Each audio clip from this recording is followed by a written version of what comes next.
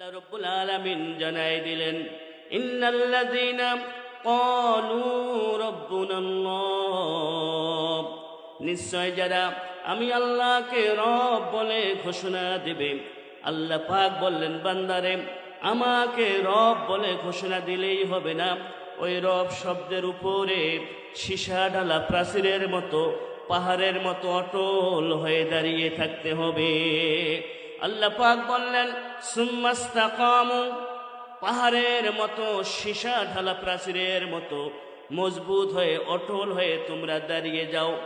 যদি দাঁড়িয়ে থাকতে পারো, আল্লাহ রাব্বুল আলামিন বললেন, তাতানাজ্জালু আলাইহিমুল মালাইকা, তোমার জীবনে যতই বিপদ আপদ বালা মুসিবত আসুক না কেন, তোমার জীবনে কোনো ভয় নেই।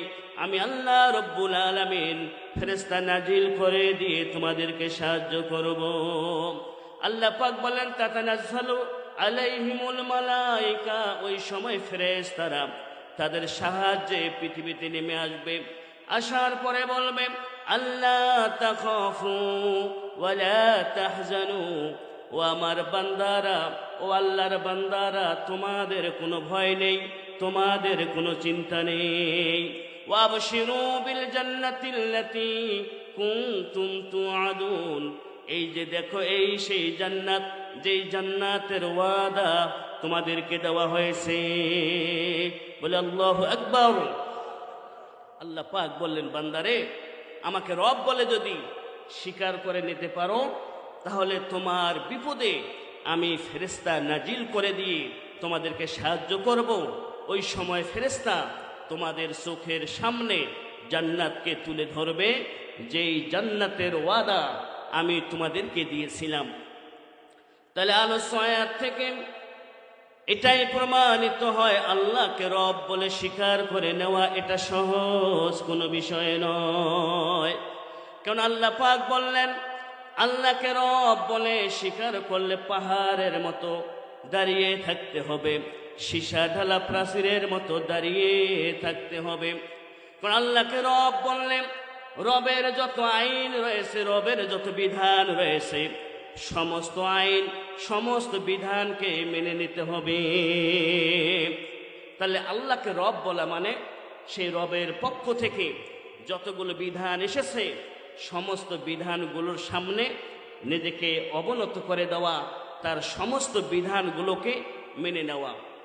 রবের বিধান হচ্ছে, যখন মসজিদের মিনার থেকে মুয়াজ্জিন মধুর কণ্ঠে আজান দেবে, মুয়াজ্জিন যখন ডাক দেবে হাইয়া আলাস সালাম, তখন দুনিয়ার যতই ব্যস্ততা থাকুক না কেন, সমস্ত ব্যস্ততাকে এক পাশে রেখে এসে আল্লাহর আদেশের সামনে দাঁড়িয়ে নামাজ আদায় করতে হবে।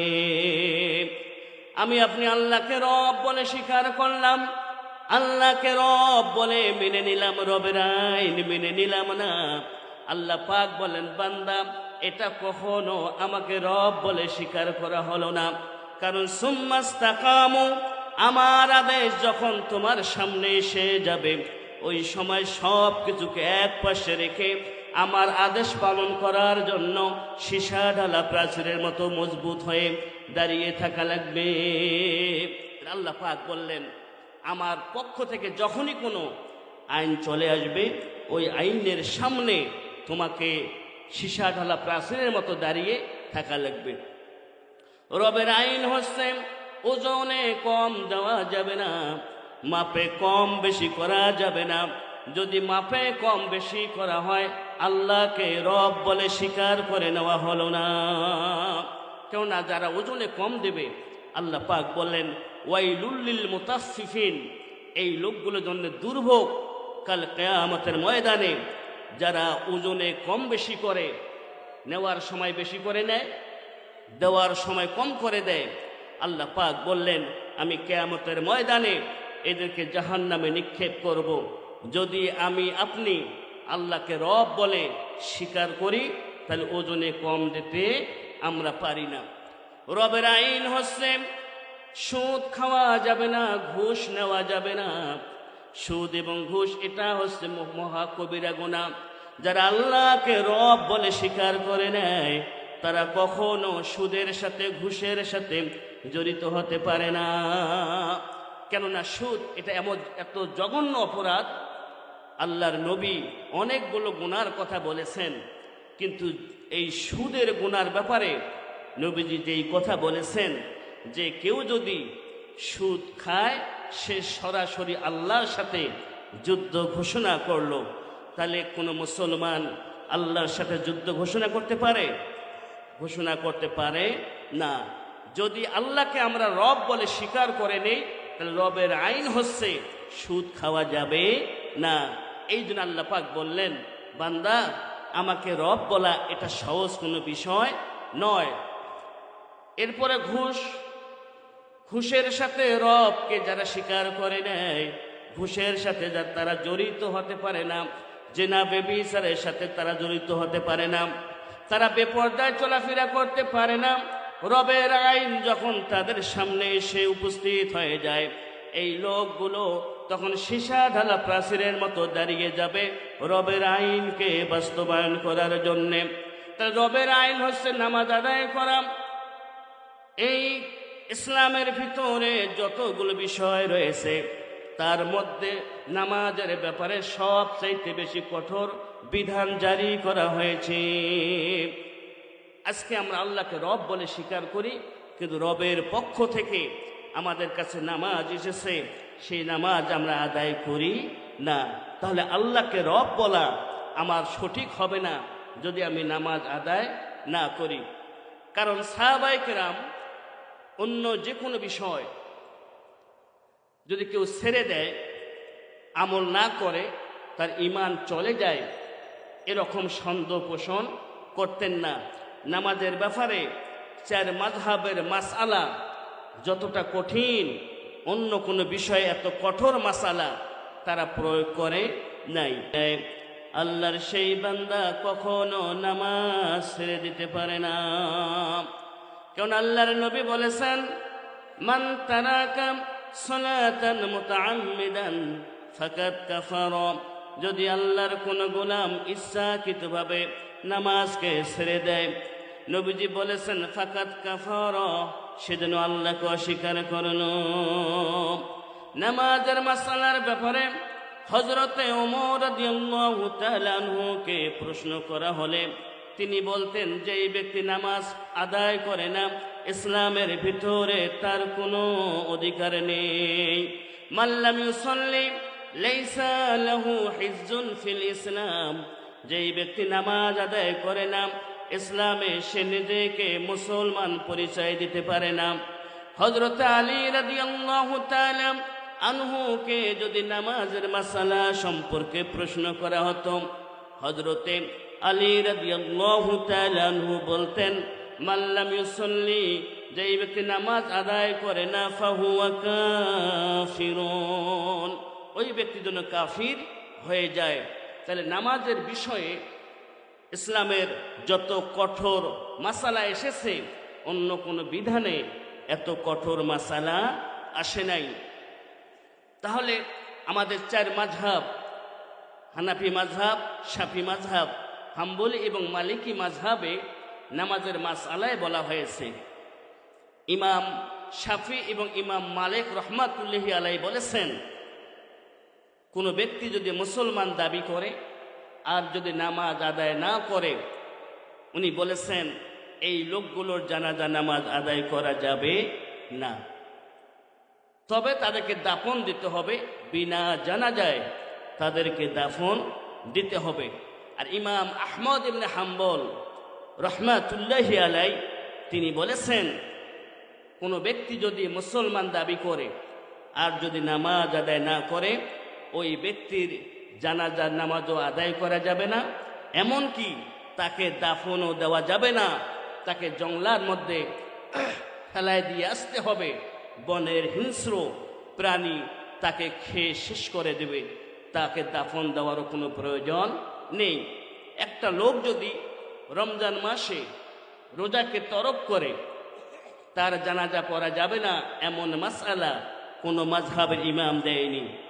কারো উপরে জাকাত ফরজ হয়েছে, জাকাত আদায় করে নাই, তার জানাজা নামাজ পড়া যাবে না, এমন মাসআলা এই তিন মাযহাবের কেউ দেয় নাই।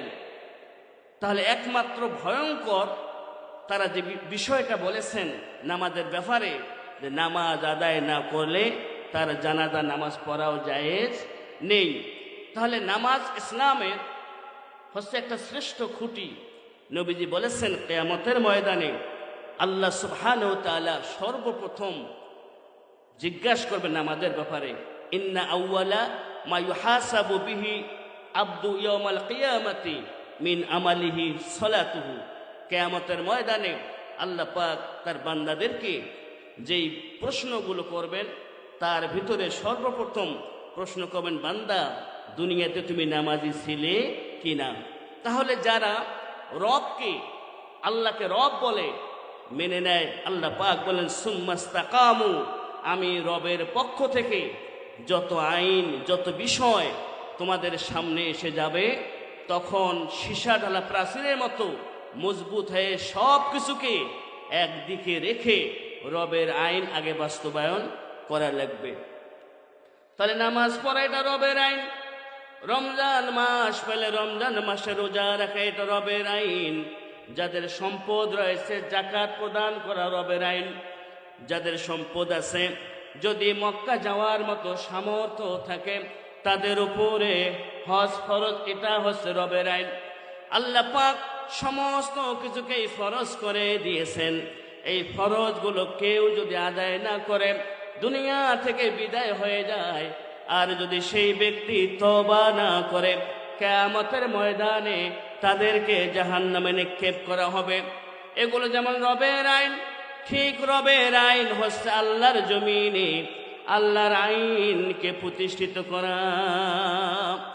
তাহলে রবের আইন হচ্ছে নামাজ পড়া, রোজা আদায় করা, যাকাত প্রদান করা, সামর্থ্য থাকলে হজ করা, এটা হচ্ছে রবের আইন। এখন রবের এগুলো আইনের পাশাপাশি আল্লাহর জমিনে আল্লাহর কোরআন দিয়ে শাসিত হবে, এটাও হচ্ছে ফরজ আইন। আল্লাহ পাক বলেছেন আন আকিমুদ্দিন, তোমরা দিনকে প্রতিষ্ঠিত করো, আল্লাহর জমিনে আল্লাহর আইনকে তোমরা প্রতিষ্ঠিত করো। আল্লাহ পাক বলেছেন ইনিল হুকমু ইল্লা লিল্লাহ, জমিন যার আইন চলবে শুধুমাত্রই তার। এই ফরজ বিধানটা কার? এটা রবের বিধান। তো আল্লাহর কোন বান্দা নামাজ পড়ে, রমজান মাসে রোজা আদায় করে, যাকাত প্রদান করে, হজ আদায় করে এসেছে, কিয়ামতের ময়দানে যদি আল্লাহ রব্বুল আলামিন এই লোকগুলোকে বলেন, ও বান্দারে দুনিয়ার জীবনে কেন তুমি নামাজ আদায় করেছো? তখন এই বান্দাগুলো বলবে, আল্লাহ তাআলা আপনি তো নামাজ আমাদের উপরে ফরজ করে দিয়েছেন। আল্লাযীনা ইউমিনুনা বিল গায়ব ওয়া ইউকিমুনাস সালাতা ওয়া মিম্মা রাযাকনাহুম ইউনফিকুন। তুমি তো বলেছো যারা কিয়ামত দিবসকে বিশ্বাস করে তারা নামাজ আদায় করবে, তারা যাকাত প্রদান করবে। যেহেতু দুনিয়ায় থাকা অবস্থায় আমরা কিয়ামতের এই বিচার দিবসকে ভয় করেছিলাম, এই জন্যে নামাজ আদায় করেছি। আল্লাহ পাক যদি রমজান মাসে যারা রোজা রেখেছেন এই সমস্ত রোজাদারদেরকে ডাক দিয়ে আল্লাহ পাক বলেন, বান্দারে কেন তোমরা রোজা আদায় করেছো? ওই সময় এই বান্দাগুলো জবাব দেবে, আল্লাহ তাআলা রোজা তো আপনি আমাদের উপরে ফরজ করে দিয়েছেন। আপনি বলেছেন কুতিবা আলাইকুমুস সিয়াম, তোমাদের উপরে রমজানে রোজাকে ফরজ করে দেওয়া হলো, এই জন্য রমজান মাসে রোজাকে আদায় করেছি। যারা হজ করেছেন সমস্ত হাজিগুলোকে যদি আল্লাহ পাক কিয়ামতের ময়দানে ডাক দিয়ে বলেন, হাজিরারে কেন তোমরা হজ আদায় করেছো? ওই সময় সমস্ত হাজিরা এই জবাব দেবে, ওয়ালিল্লাহি আলান নাসি হিজ্জুল বাইতি মান ইসতাতা ইলাইহি সাবিলা। আল্লাহ গো তুমি তো আমাদের উপরে হজকে ফরজ করে দিয়েছিলে, এই জন্য হজ আদায় করেছিলাম। যারা যাকাত প্রদান করেছিলেন এই সমস্ত লোকগুলোকে কিয়ামতের ময়দানে আল্লাহ পাক যদি ডাক দিয়ে বলেন, বান্দারে কেন তোমরা যাকাত আদায় করেছো? ওই সময় সমস্ত বান্দারা বলবে, আল্লাহ আপনি তো আমাদের উপরে যাকাতকে ফরজ করে দিয়েছেন।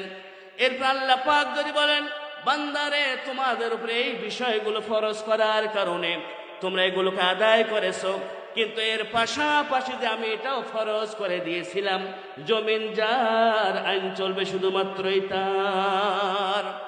আল্লাহ পাক যদি বলেন বান্দারে নামাজ পড়েছো ভালো কথা, এটা ফরজ করে দিয়েছি বিদায় আদায় করেছো, রোজা ফরজ করে দিয়েছি বিদায় আদায় করেছো, কিন্তু আমি যে বলেছি ইনিল হুকমু ইল্লা লিল্লাহ, জমিন আমার, এই জমিনে শুধুমাত্র আমার আইন চলবে। এরপর আল্লাহ পাক যদি বলেন ওয়ামান লাম ইয়াহকুম বিমা আনজালাল্লাহু ফাউলাইকা হুমুল কাফিরুন, বান্দারে তোমরা কি কুরআনুল কারীমের এই আয়াতটা পড়ো নাই, যে আয়াতের ভিতরে আমি জানিয়ে দিয়েছি ওয়ামান লাম ইয়াহকুম বিমা আনজালাল্লাহ, আমি আল্লাহ পাক লাউহে মাহফুজ থেকে কুরআনুল কারীম নামক যে সংবিধান পৃথিবীতে পাঠিয়ে দিয়েছিলাম, এই সংবিধান দিয়ে যারা বিচার ফয়সালা পরিচালনা করবে না তারা সকলেই কাফির। যদি আল্লাহ পাক জিজ্ঞাসা করেন বান্দারে তোমরা সব কিছু আদায় করেছো, কিন্তু আমি যে এটা বলেছি আমার জমিন কুরআনুল কারীম নামক সংবিধান দিয়ে পরিচালনা করা লাগবে, এটা কেন করো নাই?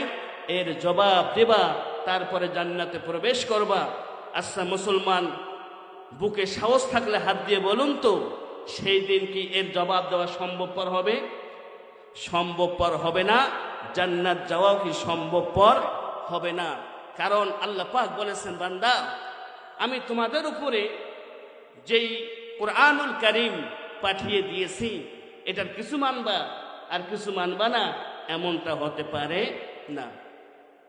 আল্লাহ পাক বলেছেন ইয়া আইয়ুহাল্লাযীনা আমানু দুখুলু ফিস সিলমি কাফা, হে ঈমানদারেরা তোমাদের কাছে যেই ইসলামকে আমি পাঠিয়ে দিয়েছি, যেই কুরআনুল কারীম নামক সংবিধানকে আমি পাঠিয়ে দিয়েছি, এই সংবিধানের ভিতরে তোমরা পুরোপুরি প্রবেশ করো। আল্লাহ পাক বলেন উদখুলু ফিস সিলমি কাফা, তোমরা পুরোপুরি ইসলামের বিধানগুলো মেনে নাও। যদি মেনে না নাও তাহলে তোমরা পূর্ণ ঈমানদার হতে পারবে না। তাহলে এই কুরআনুল কারীম এটা পরিপূর্ণ মানা দরকার আছে না নাই? তাহলে আজকে আমার এই 56,000 বর্গ মাইলের বাংলাদেশ কোরআন নামক সংবিধান দিয়ে পরিচালিত হোক, এটা আমরা চাই কি চাই না? চাই না। কারণ এই মানব রচিত এই মতবাদ দিয়ে, এই সংবিধান দিয়ে কিয়ামত পর্যন্ত পৃথিবীতে শান্তি প্রতিষ্ঠিত করা সম্ভবপর হবে না। কারণ এই পৃথিবীতে সবচাইতে শ্রেষ্ঠ মানব, সবচাইতে জ্ঞানী মানুষ ছিলেন আমার নবী। আমার নবীর চাইতে জ্ঞানী মানুষ পৃথিবীতে আসে নাই, ভবিষ্যতেও আসবে না। সেই নবী আমার 40টা বছর তেনার মেধা দিয়ে, তেনার শ্রম দিয়ে, তেনার যুক্তি দর্শন দিয়ে ওই সমাজকে পরিবর্তন করতে চেয়েছিলেন। 40টা বছর নবীজি পরিশ্রম করেছেন, সংগঠন তৈরি করেছেন। আমরা জানি হিলফুল ফুজুল নামক একটা সংগঠন তৈরি করে নবীজি ওই সমাজে শান্তি প্রতিষ্ঠিত করতে চেয়েছিলেন। মুসলমান বলুন তো, এই 40 বছরে আল্লাহর নবী কি মক্কায় শান্তি প্রতিষ্ঠিত করতে পেরেছিলেন? পারেন নাই। তো নবীর মতন এত সুন্দর মানুষ, জ্ঞানী মানুষ, তার এই সূক্ষ্ম জ্ঞান দিয়েও তিনি ওই সমাজকে পরিবর্তন করতে পারেন নাই। আর আজকের টাপওয়ালা ওই সমস্ত নাস্তিকদের মতাদর্শ, তাদের সংবিধান, তাদের আদর্শ কায়েম করে পৃথিবীতে শান্তি প্রতিষ্ঠিত করা যাবে, এটা পাগলের প্রলাপ ছাড়া আর কোনো কিছুই হতে পারে না। আল্লাহর নবী 40টা বছর পর্যন্ত ওই সমাজকে পরিবর্তন করতে চেয়েছিলেন, কিন্তু নবীজি 40 বছর পরিশ্রম করার পরও পারেন নাই। যখন আল্লাহ রাব্বুল আলামিন তার হাবিবের উপরে কুরআনুল কারীম নামক সংবিধান পাঠিয়ে দিলেন, ওই সংবিধান দিয়ে আল্লাহর নবী ওই সমাজের সমস্ত অন্ধকারগুলোকে দূর করে দিয়েছিলেন। দেওয়ার পরে এমন এক আলোর সমাজ আল্লাহর নবী কায়েম করেছিলেন, যা পৃথিবীর মানুষের পক্ষে আর কখনো সম্ভবপর হবে না। যেই সমাজের মানুষেরা মানুষের জীবনকে শেষ করে দিতে, মানুষকে হত্যা করতে, মেরে ফেলতে সামান্য চিন্তা করত না, যেই সমাজের মানুষেরা ডাকাতি, লুটতারাজ, হয়রানি, এরপরে মানুষের সম্পদকে কেড়ে নেওয়ার সাথে যারা জড়িত ছিল, যেই সমাজের মানুষ নারীর ইজ্জতের কোনো সম্মান দিয়েছিল না, নারীর ইজ্জতকে তারা লুটে নিয়েছিল, আল্লাহর নবী যখন কোরআনুল কারীম নামক সংবিধান দিয়ে ওই সমাজে আলো ছড়িয়ে দিলেন, এই কোরআনের সংস্পর্শ পাওয়ার কারণে এই লোকগুলো সকলেই পরিবর্তন হয়ে গেল। পরিবর্তন হওয়ার পরে এমন হয়ে গেল যেই মানুষেরা মানুষের সম্পদকে লুটতারাজ করে নিত, যারা মানুষকে মেরে ফেলতো, এই মানুষগুলো তাদের সম্পদের পাহারাদার হয়ে গেল। যারা ছিল নারীর ইজ্জতের জম, ওই লোকগুলোই পরবর্তীতে কোরআনের ছোঁয়াপে তারা হলো নারীর ইজ্জতের হেফাজতকারী। বলে আল্লাহু আকবার। তাহলে নবীজি এই সমাজ পরিবর্তন করলেন কি দিয়ে?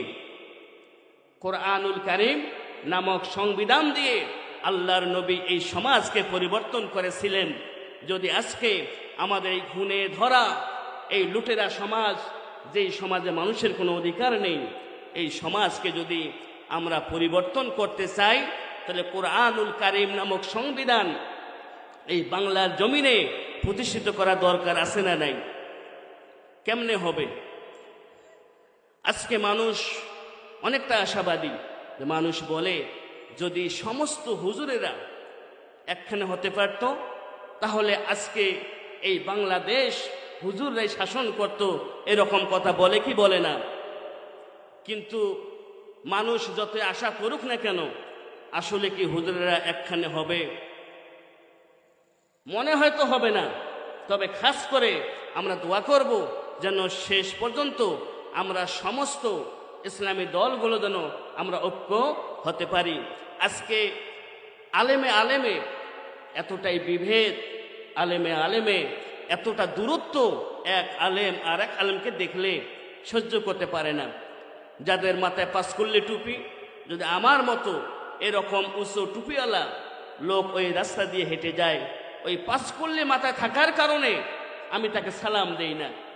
এখন আমার মাথায় উঁচু টুপি, এখন পাঁচকুল্লিওয়ালা একটা লোক ওই দিকে চলে যাচ্ছে, আমার মাথায় উঁচু টুপি দেখার কারণে এই পাঁচকুল্লিওয়ালা হুজুর আমাকে সালাম দেয় না।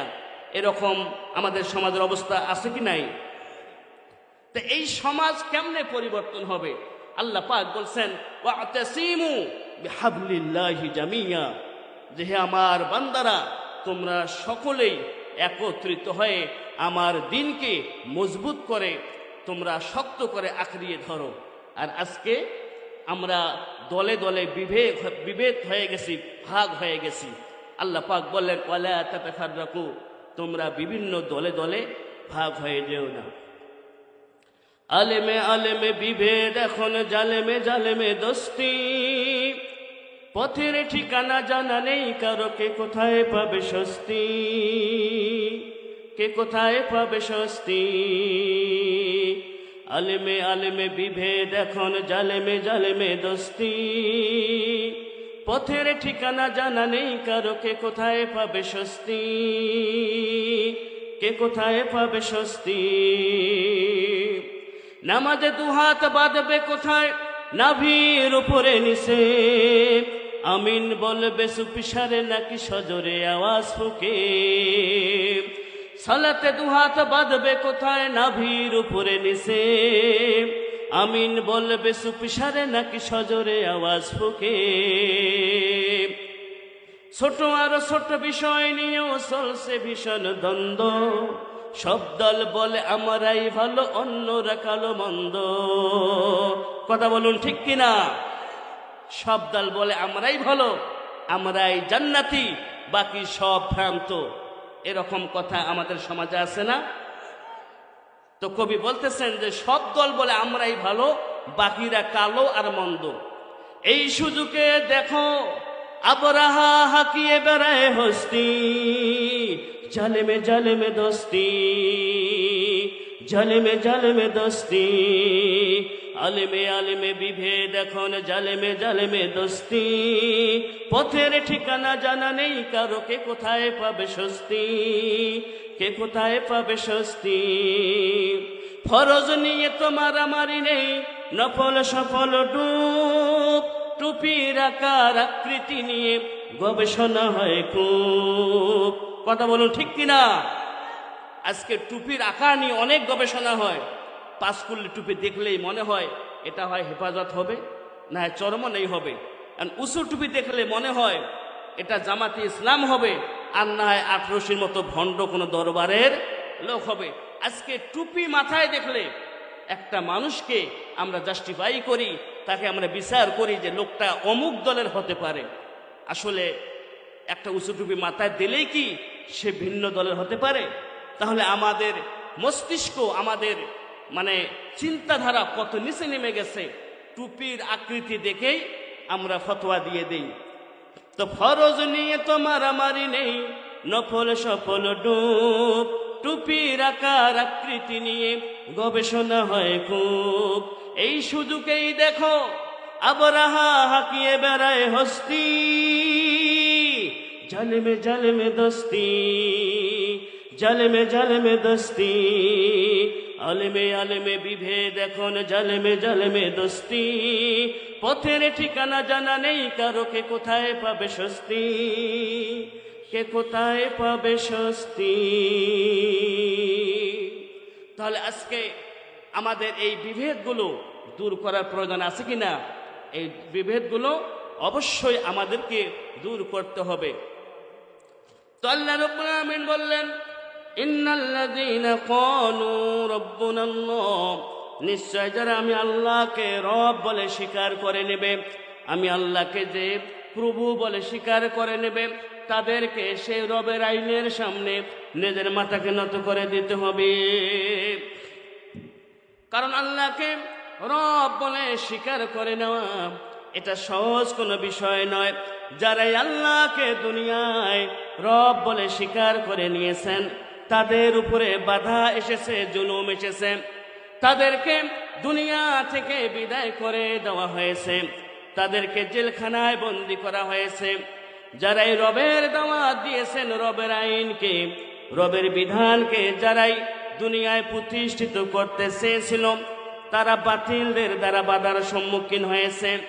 আল্লাহর নবী আল্লাহর এই জমিনে আল্লাহর বিধানকে কায়েম করার জন্য যখন দাঁড়িয়ে গেলেন উহুদের ময়দানে, আল্লাহর নবীর দান্দান মোবারককে শহীদ করে দেওয়া হয়েছে। আল্লাহর নবী যখন রব শব্দের উপরে ইস্তেকামাত থেকে সে রবের আইনকে দুনিয়ায় চালু করার জন্য ময়দানে নেমে পড়লেন, ওই সময় আল্লাহর নবীর জান্নাতি শরীর মোবারক থেকে তায়েফের ময়দানে রক্ত ঝরানো হয়েছে। হাজারো সাহাবায়ে কেরাম বুকের তাজা রক্ত ঢেলে দিয়েছেন আল্লাহর জমিনে আল্লাহর আইনকে প্রতিষ্ঠিত করার জন্যে। ওই সময় সাহাবায়ে কেরামকে দুনিয়ার কোনো বাধা, দুনিয়ার কোনো মহাব্বত, ভালোবাসা, স্ত্রী মহাব্বত, সন্তানের মহাব্বত সাহাবায়ে কেরামকে ধরে রাখতে পারে নাই। কারণ তারা বলেছে রব হচ্ছে আমার আল্লাহ। সুতরাং সেই রবের পক্ষ থেকে যখনই কোনো আইন এসেছে, কোনো বিধান এসেছে, সাহাবায়ে কেরাম যে অবস্থায় থাকুক না কেন, ওই বিধানের সামনে, ওই আইনের সামনে তারা নিজেদের মাথাটাকে নত করে দিয়েছে। বলি সুবহানাল্লাহ। প্রিয় নবীজির একজন সাহাবী যার নাম হচ্ছে হযরতে হানজালা রাদিয়াল্লাহু তাআলা আনহু, উহুদের ময়দানে যখন যুদ্ধ শুরু হয়ে যাবে, উহুদের প্রান্তর থেকে একজন সাহাবী ঘোষণা করতেছে যুদ্ধ শুরু হয়েছে, যুদ্ধের দামামা বেজে উঠেছে, ঘোষণা দিতেছে যুদ্ধ শুরু হবে, যুদ্ধ শুরু হবে। নবী মুহাম্মদ সাল্লাল্লাহু আলাইহি ওয়াসাল্লাম উহুদের প্রান্তরে সকলকে সমবেত হওয়ার জন্য বলেছেন। ওই সময় বিশ্ব নবীজির এই সাহাবী হযরত হানজালা রাদিয়াল্লাহু তাআলা আনহু সবে মাত্র বিবাহ করেছে, বাসর রাতে স্ত্রীর সাথে মিলিত হবে, এমন তো অবস্থায় তার কানের ভিতরে ওই যুদ্ধের দামামা বেজে উঠল। ওই সময় হযরতে হানজালা রাদিয়াল্লাহু তাআলা আনহু স্ত্রীর কাছ থেকে বিদায় নিয়ে বললেন, ও প্রাণের প্রিয়তমা স্ত্রী, আজকে সবে মাত্র তোমার সাথে আমার বিবাহ হয়েছে, তোমার চেহারাটা, তোমার শরীরটা এখনো ভালো করে আমার দেখা হয় নাই। এই ছোট্ট সময়ে যদি আমার দ্বারা তোমার কোনো অধিকার নষ্ট হয়ে থাকে, তোমার হককে যদি আমি আদায় করতে না পারি, আল্লাহর ওয়াস্তে তুমি আমাকে মাফ করে দিও। এই কথা বলে হযরতে হানজালা রাদিয়াল্লাহু তাআলা আনহু জিহাদের ময়দানে চলে গেলেন। কাফির বাহিনীর ভিতরে প্রবেশ করলেন, তরবারির আঘাতে একটার পর একটা কাফিরকে দুনিয়া থেকে বিদায় করে দিতে আসেন। এমত অবস্থায় হযরতে হানজালা কাফের এক তরবারির আঘাতে শহীদ হয়ে গেলেন। ওই সময় হযরতে হানজালা রাদিয়াল্লাহু তাআলা আনহু যখন শুনেছেন আল্লাহর পক্ষ থেকে ফরজ বিধান জিহাদের ঘোষণা এসেছে, রবের ঘোষণা এসেছে, তখন বাসরাতের স্ত্রীও তাদেরকে ধরে রাখতে পারে নাই। যুদ্ধ যখন শেষ হয়ে গেল, আল্লাহর নবী সমস্ত ওই শহীদি সাহাবায়ে কেরামের লাশগুলোকে একত্রিত করার জন্য বললেন। এমত অবস্থায় একজন মহিলা চাদর মুড়ি দিয়ে পাগলিনীর মতো ভেসে চলে আসতেছেন। নবীজির কাছে চলে আসলেন। নবীজি বললেন, কে তুমি মহিলা? তোমাকে চিনলাম না। ওই নারী তখন বলল, ইয়া রাসূলুল্লাহি, ইয়া হাবিবাল্লাহ, আমি হচ্ছি সেই নারী আজকে দিনের বেলায় যার বিবাহ পড়িয়ে দিয়েছেন। এই দেখুন আমার হাতে এখনো মেহেদির রং আমার হাত থেকে শুকিয়ে যায় নাই। ওই সময় মহিলা বললেন নবীজিকে, নবীজি দেখেন আমার হাতে এখনো মেহেদির রং লাগানো রয়েছে, আজকে দিনের বেলায় আমার বিবাহ হয়েছে। দেখুন আমার হাতে মেহেদির রং, দেখুন আমার হাতে মেহেদির রং, কাল যার বিয়ে হলো আমি সেই মেয়ে, হানজালা প্রিয় স্বামী হয়েছে শহীদ, বাসরাতেও বেশি দেখিনি চেয়ে। মহিলার কথা শুনে নবীজির চোখ, মহিলার কথা শুনে নবীজির চোখ, বেদনায় চিক চিক হলো চারিপাশ। উহুদের প্রান্তরে শহীদ মিছিল একে একে জমা হলো সব কটা লাশ। নবীর হিসেব কবু হয় গরমিল, দুটো লাশ নেই শুরু হলো যে তালাশ। বলে আল্লাহু আকবার। ওই সময় উহুদের প্রান্তরে 70 জন সাহাবী শহীদ হয়েছিলেন। নবীজি ওই সময় শহীদি সাহাবায়ে কেরামের লাশগুলো নবীজির সামনে আনা হলো। নবীজি একটা একটা করে লাশ গুনে দেখলেন, সেই 70 জন শহীদের ভিতরে দুটো লাশকে খুঁজে পাওয়া যাচ্ছে না। ওই শহীদদের ভিতরে হযরতে হানজালা রাদিয়াল্লাহু তাআলা আনহু, এনারও লাশ খুঁজে পাওয়া যাচ্ছে না। আর নবীজির চাচা হযরতে আমির হামজা রাদিয়াল্লাহু তাআলা আনহু, ওনারও লাশ খুঁজে পাওয়া যাচ্ছে না।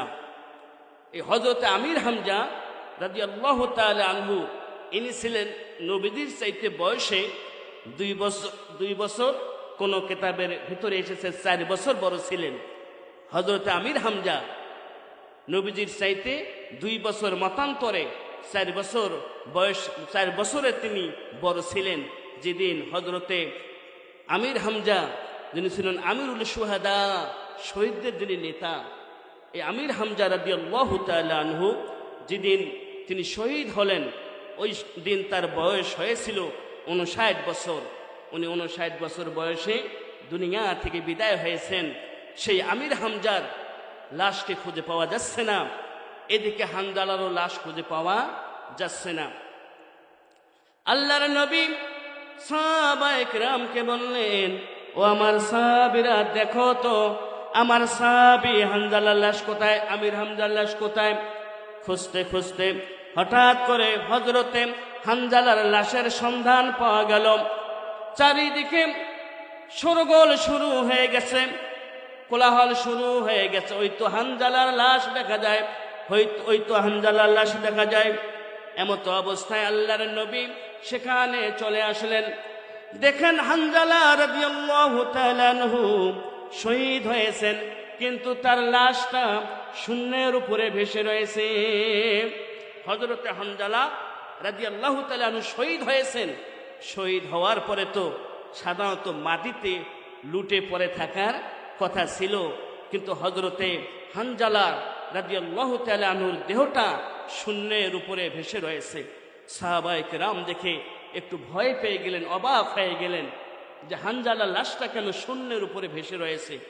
এমতো অবস্থায় আল্লাহর নবী সেখানে আসলেন। আসার পরে বললেন, ও আমার সাহাবীরা, তোমরা আমার এই সাথী হানজালা দুনিয়া থেকে বিদায় হয়েছে, শহীদ হয়ে গেছে, তার লাশটা শূন্যের উপরে রয়েছে, এটা দেখে তোমরা কি অবাক হয়ে গেছো? সাহাবায়ে কেরাম বলেন, ইয়া রাসূলুল্লাহ, এরকম লাশ তো আমরা কখনো দেখি নাই। নবীজি বললেন, আমার কাছে এখনই হযরতে জিবরাইল আলাইহিস সালাতু ওয়াস সালাম এসেছিলেন। তিনি আমার কানে কানে বললেন, ইয়া রাসূলুল্লাহ, আপনার এই সাহাবীর শাহাদাতে আল্লাহ সুবহানাহু ওয়া তাআলা এতটা খুশি হয়েছে যে আমাদেরকে জান্নাত থেকে পাঠিয়ে দিলেন। বললেন, আমার হানজালা আমার ভালোবাসায়, আমার রাসূলের ভালোবাসায় ফরজ গোসলটা হয়েছে, সেই ফরজ গোসলটুকু করার সময় নেই নাই। এমতো অবস্থায় জিহাদের ময়দানে এসে সে শহীদ হয়েছে।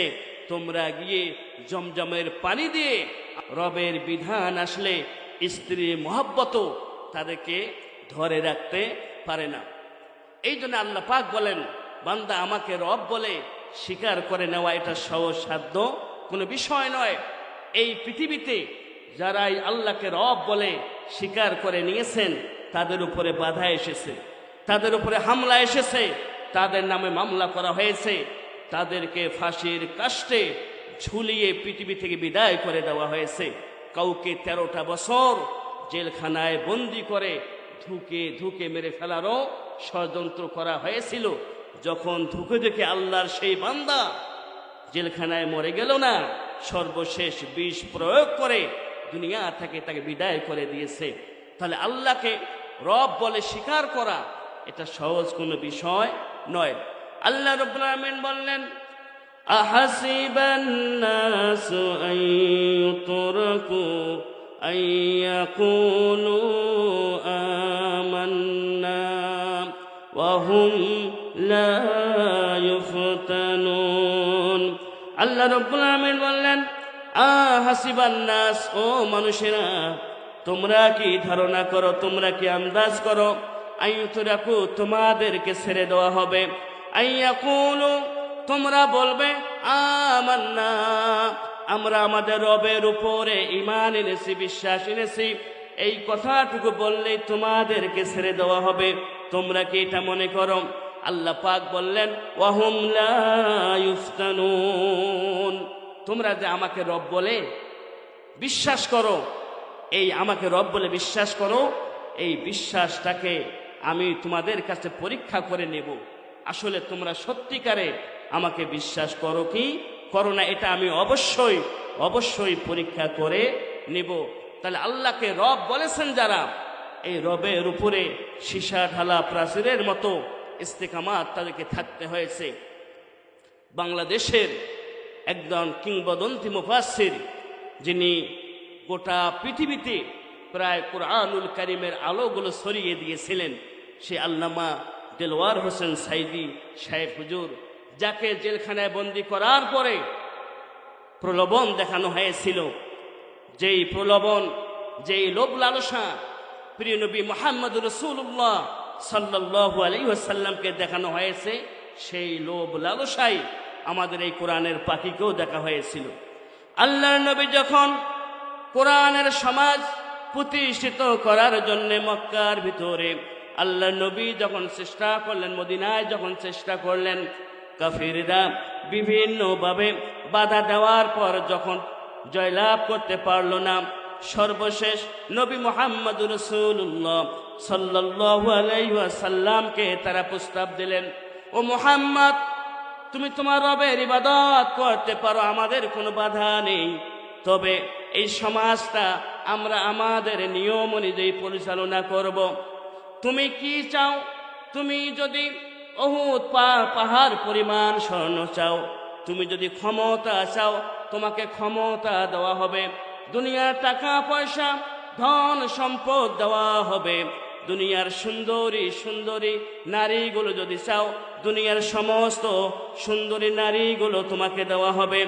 আল্লাহর নবীকে এই প্রস্তাব দেওয়া হলো। এই সময় আল্লাহর নবী বলেছিলেন, ও মক্কার কাফিররা, মক্কার মুশরিকরা, শুনে নাও, যদি আকাশের ওই সূর্যটাকে আমার ডান হাতে এনে দাও, আর যদি পূর্ণিমার ওই চাঁদটাকে আমার বাম হাতে এনে দাও, আর উহুদ পাহাড়টাকে যদি স্বর্ণ দিয়ে পরিবর্তন করে তোমরা আমাকে দিতে চাও, আমি তবুও রবের আইন থেকে এক চুল পরিমাণ সরে যাব না। সেই প্রস্তাব আমাদের কোরআনের পাখি আল্লামা সাইদিকে দেওয়া হলো। ওই সময় আল্লামা সাইদিকে বলা হলো, আপনি ক্ষমতা চান, আপনি এমপি হতে চান, আপনি মন্ত্রী হতে চান, আপনি রাষ্ট্রপতি হতে চান, হতে চান না কেন, সমস্ত কিছু আপনাকে দেওয়া হবে। আপনি টাকা পয়সা চান, ধন সম্পদ চান, যাই চান না কেন, সব কিছুই আপনাকে দেওয়া হবে। আল্লাহর বান্দা ওই সময় রব শব্দের উপরে ইস্তেকামাত ছিলেন। তিনি ভাবতেন, দুনিয়ার জীবন এটা তো ক্ষণস্থায়ী জীবন, এই তো কিছুদিন পর আমার মহান রবের সাথে আমাকে সাক্ষাৎ করতে হবে। যার কারণে আল্লামা দেলোয়ার হোসেন সাইদিকে রব শব্দ থেকে এক চুল পরিমাণ সরাতে পারে নাই। যার কারণে আল্লাহর এই প্রিয় বান্দাকে ধুকে ধুকে 13টা বছর কারাবন্দী জীবন যাপন করতে হয়েছে। সর্বশেষ বিষ প্রয়োগ করে দুনিয়া থেকে তাকে বিদায় করে দেওয়া হয়েছে। এটা হচ্ছে রব শব্দের উপরে ঈমান, রব শব্দের উপরে ইস্তেকামাত। যারা রব শব্দের উপরে ইস্তেকামাত থাকবে, মজবুত থাকবে, দুনিয়ার কোনো লোভ লালসা, দুনিয়ার কোনো ক্ষমতা তাদেরকে পরাজিত করে দিতে পারে না। কারাগারে কাটালে 13টি বছর, বাতিলকে পেছে তোমায় দেখে থর থর। কারাগারে কাটালে 13টি বছর, বাতিলকে পেছে তোমায় দেখে থর থর। তুমি যে ছিলে মোদের নয়নমণি, তুমি যে ছিলে মোদের নয়নমণি, শহীদ হয়েছ তুমি এটাই জানি। আল্লামা সাইদি তুমি মরণি, শহীদ হয়েছ তুমি এটাই জানি। আল্লামা সাইদি তুমি মরণি, শহীদ হয়েছ তুমি এটাই জানি। কথা বলুন ঠিক কিনা?